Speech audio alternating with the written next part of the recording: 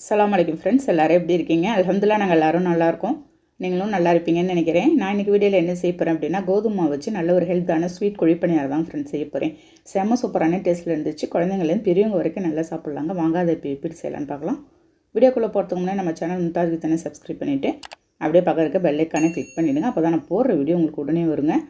First ஒரு mixing பவுலில் 1 cup நான் கோதுமை மாவு எடுத்துக்கிறேங்க. பாருங்கள், தலை தட்டாத 1 கப்பு ஃபுல்லாக எடுத்துக்கிறேன். இது அதே மாதிரி 1 கப்பு நான் துருவிய தேங்காவும் இதோட ஆட் பண்ணியிருக்கேன். நான் 1 கப்பு கோதுமை மாவுக்கு நான் 1/2 கப்பு வெல்லம் போட்டுக்கிறேன். ஒரு பேனில் ஸ்டவ்வில் வச்சு 1/2 கப்பு வெல்லத்துக்கு நான் 1 கப்பு தண்ணி ஊற்றிக்கலாங்க. உங்களுக்கு அந்த மாவில் போட்டு பிணையிறது கரெக்டாக இருக்கும். உங்களுக்கு பாருங்கள், அந்த வெல்லம் கரைஞ்சா போதும், நமக்கு பாகுபதெல்லாம் எதுவுமே வர தேவையில்லை. ஓகே, இந்த அளவுக்கு நம்ம வெல்லத்தை கரைச்சிடலாம். நெக்ஸ்ட்டு அந்த மாவில் எடுத்து எல்லாத்தையும் ஃபில்டர் பண்ணி நான் ஊற்றிட போகிறேன். இப்போ இந்த வெள்ளத்தில் கல் மண் தூசு ஏதாவது இருக்குங்க, அதனால் நான் ஃபில்டர் பண்ணி ஊற்றிக்கிறேன். உங்களுக்கு இந்த தண்ணி அளவு உங்களுக்கு கரெக்டாக மாவு நம்ம மிக்ஸ் பண்ணுறதுக்கு கரெக்டாக இருக்கும். பாருங்கள், எந்த கட்டிகள் இல்லாத நம்ம ஸ்மூத்தாக நல்லா மிக்ஸ் பண்ணி எடுத்துடணும். பாருங்கள், கரெக்டாக வந்திருக்கு ஊற்றின தண்ணி நமக்கு அளவு. ஃபைனலாக அதில் ஒரு முட்டையை நான் உடச்சி ஊற்றிக்க பாருங்கள். அப்போ நம்ம முட்டை உடச்சி ஊற்றும்போது உங்களுக்கு சாஃப்டாக வரும். பாருங்கள், கைவிடாத நல்ல முட்டையை ஊற்றி நான் மிக்ஸ் பண்ணிக்கிட்டே இருக்கிறேன்.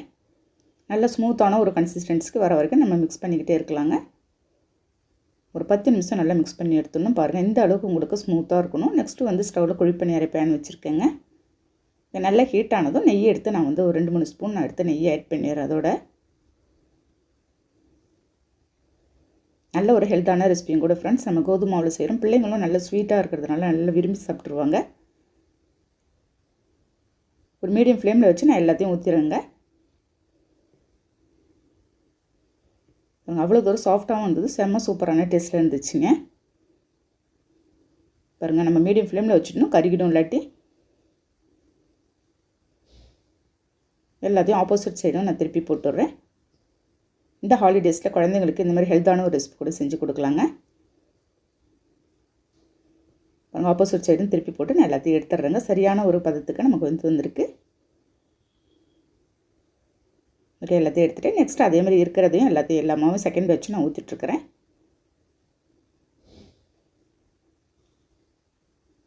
ஓகே, எல்லாத்தையும் அதையும் எடுத்துட்டேங்க. இப்போ நம்ம எப்படி இருக்குன்னு டேஸ்ட்டு பார்க்கலாம். நம்ம கையில் எடுக்கும்போது அவ்வளோ தூரம் சாஃப்டாகவும் இருந்ததுங்க. உள்ளே நல்லா ஃப்ளஃபியாக நல்லா இருந்துச்சு. பாருங்கள், எவ்வளோ தூரம் சூப்பராக இருக்குதுன்னு. வெள்ளத்தோடு அந்த கோதுமை மாவுலாம் ஆட் பண்ணி தேங்காவோடு சாப்பிடும்போது அவ்வளோ தூரம் சூப்பராக இருந்தது ஃப்ரெண்ட்ஸ். ஓகே ஃப்ரெண்ட்ஸ், இந்த ஹெல்த்தான ரெசிபி நீங்களும் ட்ரை பண்ணி பாருங்கள். ட்ரை பண்ணி பார்த்துட்டு எனக்கு கண்டிப்பாக கமெண்ட் பண்ணுங்கள்.